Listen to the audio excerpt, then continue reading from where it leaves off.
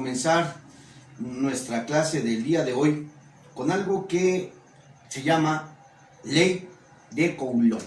La ley de Coulomb, muchachos, trabaja con la fuerza. La ley de Coulomb es un sinónimo de fuerza, pero de fuerza eléctrica. Es muy parecida a la ley de Newton, solo que en este caso vamos a trabajar con la fuerza eléctrica.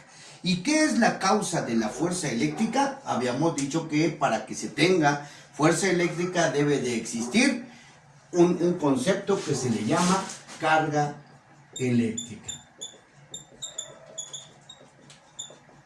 Habíamos ya comentado que el origen de la carga eléctrica pues depende de una partícula elemental llamada electrón. El electrón se representa con una E minúscula y un signo negativo, ¿sí?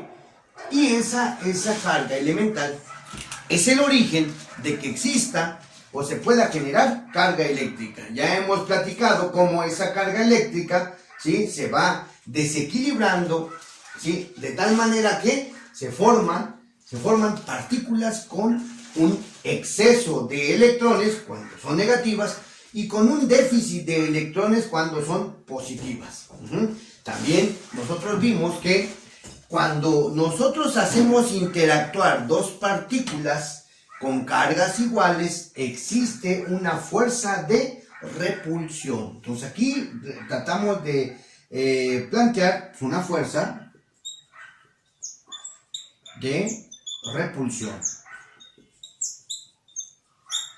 Y eso mismo pasará si nosotros colocamos cargas con signo negativo. Ahora bien, ¿cómo va a ser esa fuerza? Ya también lo platicamos, pero aquí recordando, esa fuerza se va a aplicar desde el centro de la partícula, pongamos aquí, y va a ser siempre lineal. Ese va a ser mi vector fuerza. Del otro lado, del centro de la partícula y también en una forma en línea recta. De esta manera, ¿sí? Siempre tiene que ser con respecto a la línea recta que une dichas cargas. Ahora bien, en este otro caso, pues también, ¿sí? Ahí tendría, pues aquí sería mi fuerza, mi vector fuerza de esta carga positiva, y aquí estaría mi vector fuerza, ¿sí?, mi vector fuerza de esta carga negativa. Ahora, fíjense cómo traté aquí de ponerlas más o menos de manera equilibrada. Porque esta fuerza, si yo por ejemplo pongo un eje vertical y mido este ángulo, llamémosle alfa, y este ángulo llamémosle beta, el ángulo alfa tiene que ser igual a beta. ¿Por qué? Porque las fuerzas entre dos partículas, ya sin importar la magnitud de las partículas, esta fuerza eléctrica son exactamente iguales, la misma magnitud. ¿Qué es lo que cambia? Como es vectorial, la fuerza es un vector, cambia la dirección y el sentido de ese vector. Vean, en este caso tiene dirección contraria y lógicamente también sentido contrario, ¿sí? Bien, aquí también. Aquí, aunque la fuerza es de atracción, la magnitud de esta fuerza y de esta otra fuerza tienen que ser iguales. Es decir, si yo, por ejemplo, tomo el ángulo y lo mido aquí, ese ángulo va a ser exactamente igual a este que tenemos aquí. ¿Ok? Y estas fuerzas en magnitud son iguales. En magnitud, sin importar el valor de las cargas, ¿sí? Cuando dos cargas están interactuando, ¿sí?, la magnitud de la fuerza eléctrica va a ser la misma para cada carga, pero la dirección va a estar actuando de manera diferente. Y en este caso tenemos aquí una fuerza de atracción, ¿sí? Entonces esto lo vimos nosotros como la ley de las cargas eléctricas. Siempre que dos cuerpos cargados eléctricamente igual, van a experimentar una fuerza de repulsión, y siempre que carguemos esas cargas con fuerzas eléctricamente diferentes, entonces van a experimentar una fuerza de atracción, ¿sí? Se van a atraer cuando son diferentes, se van a rechazar cuando son iguales, ¿ok? Siempre, ¿sí? Ahora bien, Esto ya se sabía, lo estudió varios físicos desde la antigüedad, que la fuerza o la presencia de carga eléctrica, ¿sí?, me generaba una fuerza a distancia. Una fuerza a distancia porque nunca se tocan, sino que a una determinada distancia hacen experimentar esa fuerza en estas pequeñas cargas. Aquí también, siento una fuerza a distancia, ¿ok? Sin embargo, nadie pudo cuantificar de qué valor es esa fuerza, hasta que llegó Charles Agustín Coulomb. Charles Agustín Coulomb establece una ecuación y un enunciado de tal manera que él determina cómo vamos a medir una fuerza. Y establece un enunciado donde me dice que la fuerza eléctrica es directamente proporcional, fuerza eléctrica, directamente proporcional al producto de las cargas, ¿sí? E inversamente proporcional a la distancia que los separa, al cuadrado de la distancia que los separa. ¿Estamos de acuerdo? Entonces, ¿cómo funcionaría? Ustedes imagínense, si aquí yo tengo una carga y por acá tengo otra carga, pongámosle que también positiva, nosotros vamos a generar una línea recta entre esas dos cargas. Y entre esas dos cargas, pues existe una determinada distancia de que también le llaman un radio. Por eso en realidad, porque es un radio vector, se le pone una R. Y este comportamiento va a ser exactamente igual como si yo hiciera un círculo imaginario. O sea, esta carguita se va a comportar o va a tener la misma magnitud de la fuerza eléctrica en toda una trayectoria circular. Por eso, generalmente en la ecuación aparece un radio. Por orden nada más, a esta carga la nombran carga número 1 y a esta carga le ponen carga número 2. Ahora, no importa porque hay textos que marcan la carga mayúscula. Eso no tiene nada que ver. Comúnmente o tradicionalmente se utiliza la Q minúscula, pero si alguien le quiere poner Q mayúscula, no pasa absolutamente nada. Y aquí simboliza la distancia que hay desde la carga 1 hasta la carga 2. Si esta carga se llamara 3, pues sería la 1 hasta 3. Si esta carga se llamara 4 y esta 3, pues entonces sería la distancia que hay desde la carga 4 hasta la carga 3, o viceversa, ¿no? De la 3 a la 4. ¿Sí? Ahí no hay ningún problema. Entonces, dijimos que siempre que va a existir dos cargas, ¿sí?, va a presentarse una fuerza. En este caso, como son iguales, una fuerza de repulsión. ¿Qué quiere decir? Que en esa línea recta que une esas cargas va a existir un vector, ¿sí?, en donde va a indicar que esta carga experimenta una fuerza hacia su izquierda, así como lo están viendo. Y aquí, pues lógicamente va a experimentar también una fuerza de repulsión, tienden a separarse hacia su derecha, ¿sí? Iguales, esa carga va a ser igual, ¿sí? Entonces, ¿qué va a pasar? Pues esta ecuación me dice que esas fuerzas van a ser proporcionales a la magnitud de las cargas. Si esta carga, ¿sí?, se incrementa, ¿sí?, entonces la fuerza se incrementa. Si esta carga también se hace más grande o se incrementa, pues esta fuerza también se hará más grande. ¿Estamos de acuerdo? ¿Sí? Eso quiere decir que sea directamente proporcional. E inversamente proporcional quiere decir que si la distancia entre las cargas, ¿sí?, se hace más grande, ¿sí?, inversamente proporcional. O sea, ¿qué va a pasar? Al revés, si la distancia entre las cargas se hace más grande, entonces la fuerza se va a hacer más pequeña, ¿sí? Pero ¿qué pasa? Sí, la distancia entre las cargas es la que yo la hago pequeña, o sea, las acerco, las pongo más cerca una de la otra. Entonces, eso va a pasar que la fuerza eléctrica crezca, se haga grande, ¿sí? Por eso dice que la distancia que lo separa al cuadrado, ¿sí?, funciona de manera inversa. Con la carga no, ya les dije. Si las dos crecen, crece. Y si una se hace pequeña, bueno, entonces la fuerza va a disminuir si una de estas se hace pequeña, ¿sí? ¿Qué pasa si la otra también se hace pequeña? Pues entonces va a disminuir más todavía, ¿ok?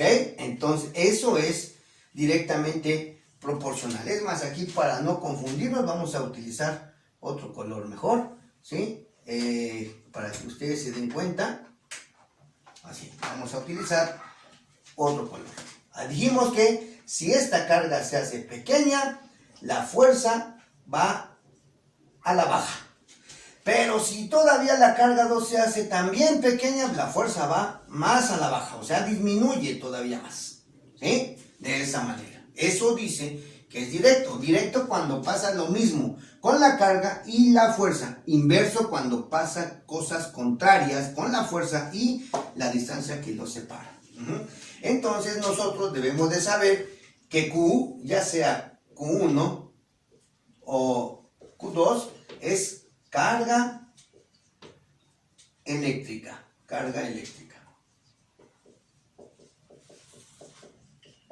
Y la carga eléctrica, jóvenes, se mide en el sistema internacional, ¿sí? Con Coulomb, en honor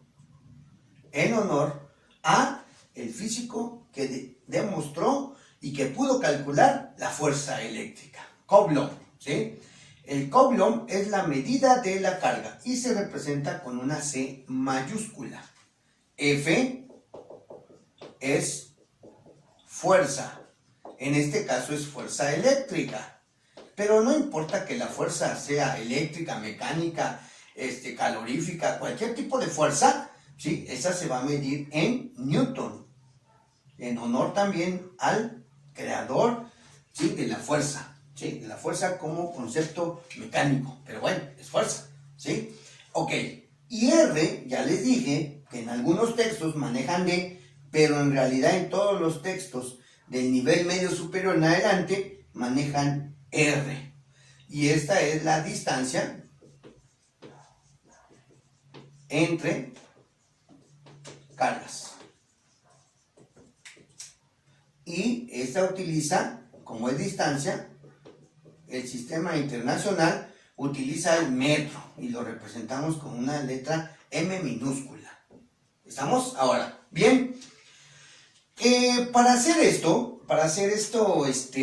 esta ecuación, Coulomb tuvo muchos experimentos y trabajó con una balanza gravitatoria, ¿sí? Que tiene más o menos esta forma. Lógicamente mantiene un ambiente totalmente cerrado, ¿sí? El cual aquí en el interior puede tener aire, puede tener vacío o cualquier otro gas o líquido, ¿sí? Y bueno, pues deja suspender un hilo muy delgado al cual está sujeto con una barra y en los extremos de esa barra coloca cargas. Aquí puse cargas del mismo signo, todas son negativas, ¿sí? Pero entonces este objeto empieza a quedar suspendido y aquí entre estas dos cargas empieza a existir una interacción, ¿sí? Es decir, como están muy cerca, pues se empiezan a sentir la presencia de la fuerza eléctrica. Como son del mismo signo, dijimos que van a experimentar una fuerza eléctrica, ¿sí? De repulsión, pero esa está fija. O sea, no se puede mover. Entonces, quien va a experimentar esa fuerza de repulsión, ¿sí? Va a ser esta que tenemos aquí y se va a desplazar. ¿Qué va a pasar? Pues que vamos a tener un movimiento de rotación, ¿sí?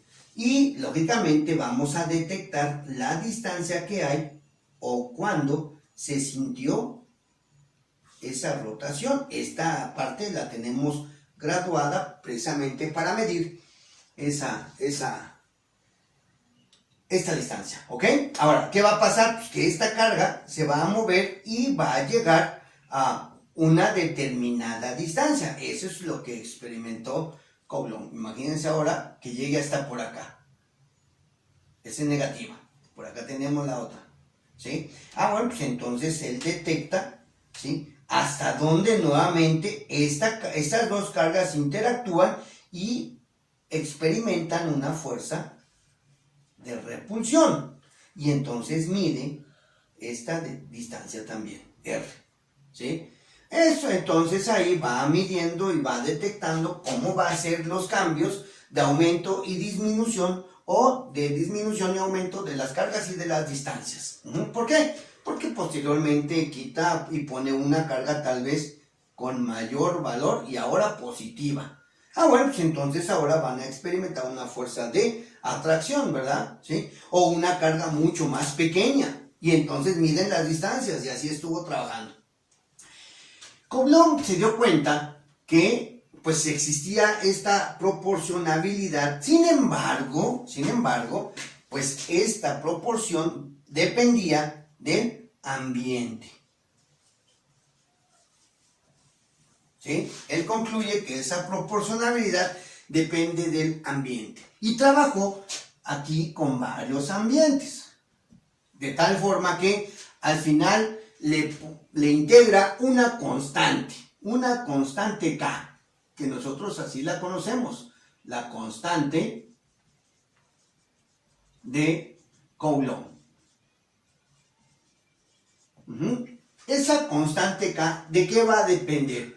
Esta constante va a depender del medio ambiente.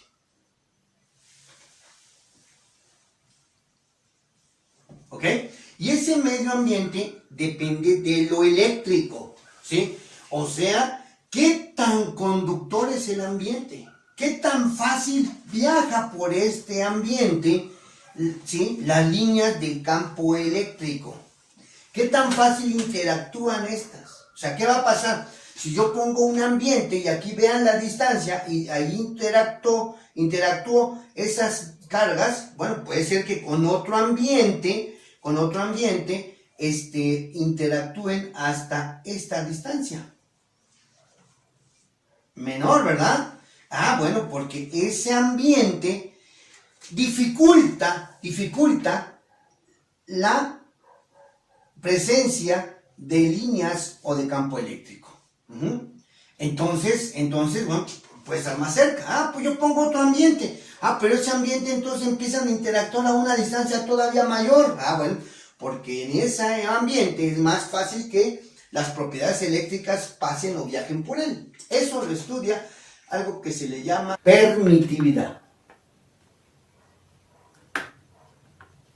La permitividad se representa con una letra griega llamada epsilon. De esta forma, o algunos le ponen una E así, más o menos, ¿no? Y entonces son valores muy grandes o muy pequeños, dependiendo de, por lo tanto, para hacer más fácil el trabajo, tomaron una como base, que es la permitividad del vacío, se representa así, epsilon 0, y esta es de 8.85 por 10 a la menos 12 Coulomb cuadrado, Newton por metro cuadrado. Así, ¿ok? De tal forma que, bueno, pues yo ya no trabajo con las permeabilidades, la permitividad absoluta, sino en realidad es muy común que trabaje yo con su equivalente. Y entonces la permitividad absoluta va a ser igual a la permitividad del vacío por la permitividad relativa. Debido y estableciendo una ecuación, pues la constante va a ser igual a la inversa de 4pi epsilon 0 epsilon r. De esta manera, ¿sí?, se establece el valor de la constante. Hay un valor que siempre utilizamos, que es la constante para el aire o el vacío. Para el aire o vacío. ¿Por qué aire o vacío? Bueno, pues porque la permitividad relativa, ¿sí?, del aire o vacío es una diferencia mínima, de tal manera que se consideran como si fuesen iguales. Cuando yo sustituyo los datos aquí en esta ecuación, ¿sí?, obtengo que mi constante para el aire o para el vacío va a ser de 9 por 10 a la 9 Newton metro cuadrado sobre Coulomb cuadrado. Que este va a ser el valor más común con el que vamos a utilizar nuestra ley de Coulomb.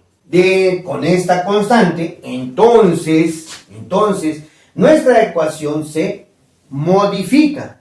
Le quitamos este signo de proporcionabilidad, ¿sí? Y le agregamos aquí la constante de Coulomb. Y entonces sí se convierte en la ecuación que utilizamos para poder determinar la magnitud de la fuerza eléctrica. Y esta ecuación fue propuesta por Charles Agustín Coulomb, por eso se le llama ley de Coulomb.